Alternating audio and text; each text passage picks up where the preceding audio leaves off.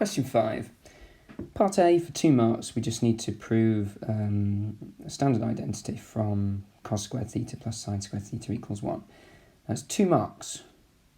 So they're not expecting something really complicated here. There must be an easy way.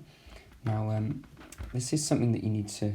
You can commit this to memory, but why do that when actually you can very easily generate 2 more identities from this one? So part A, starting with cos squared theta plus sine squared theta equals 1. All we need to do to generate 2 more identities, we only need one of them here, but I'll generate both just to show you, is we can divide throughout this equation by cos squared theta.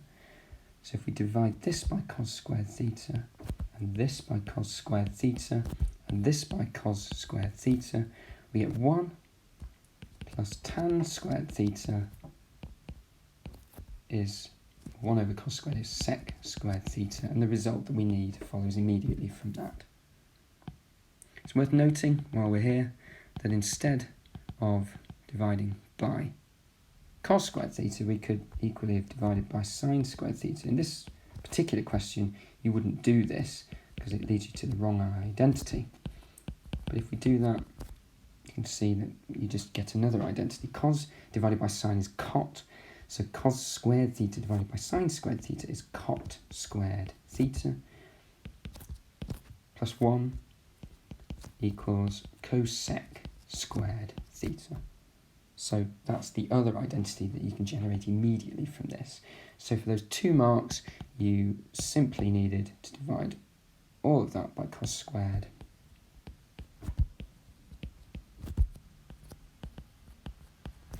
to get the identity that we need. I think really for 1 mark for the division and another mark for arriving at this, and possibly also for simply just rearranging it into the form that they want. Tan squared theta equals sec squared theta minus 1. Part B, bit of exam technique. Notice that we have 6 marks for this. That gives us about 6 minutes to solve this problem. So glance at the time. I make it 16:36 in the afternoon. So we've got until 16:42 to finish this. Well, I hope to do it a little bit quicker than that. Right. In most of these questions, where you've proved an identity in part 1, and then you get some nasty looking thing to solve in part 2, you're probably going to need to use the identity. So even if you couldn't do part A, you can still use the result they've given you.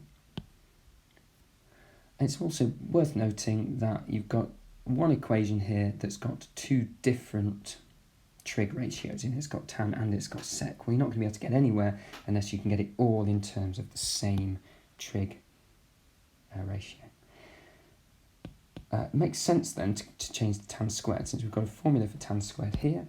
And my first step is going to be write 2.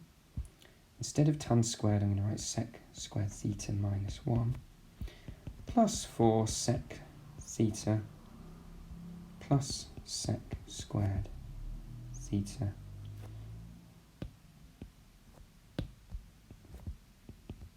equals 2.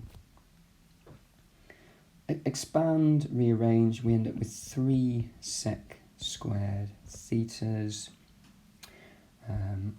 with 4 sec theta. Take away 4 equals 0. And you might want to put an extra step of working in there just to be careful and sure. Now you can solve this because this is a disguised quadratic. A few different things you can do here. If you say make up a new variable, say y equals sec theta, and we can write this as 3y squared plus 4y minus 4. You can use your class whiz to solve that. You can factorise it if you want to give yourself extra work to do, but just go to your equation solver in your class whiz, degree 2, polynomial, and that'll give you that y here is equal to -2 or 2/3. We therefore have sec theta equals -2 or 2/3. And we therefore have, we take reciprocals of both sides. Remember that sec, looking back up here at the top right of the screen, sec theta is 1 over cos theta, and cos theta is 1 over sec theta.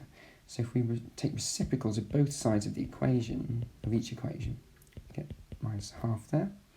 And over here, cos theta equals 3 over 2. Now that is going to yield no solutions. Don't just leave it hanging there. Don't just leave it there on its own and carry on over here.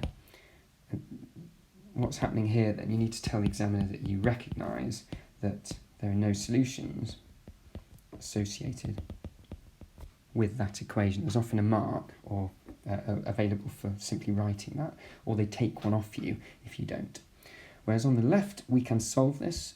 Theta, if we shift cos -1/2, a quick check, do we need to be in degrees or radians before we do that? Well, the question is in degrees, so degrees, and we get 120 degrees as our principal value. To get a secondary value, when you use it, when you shift cos to solve an equation, secondary value will be 360 minus the principal value, and that gives us 240 degrees. Now don't leave the examiner to hunt around for your answers. You should write them out. So theta equals 120 or 240 degrees.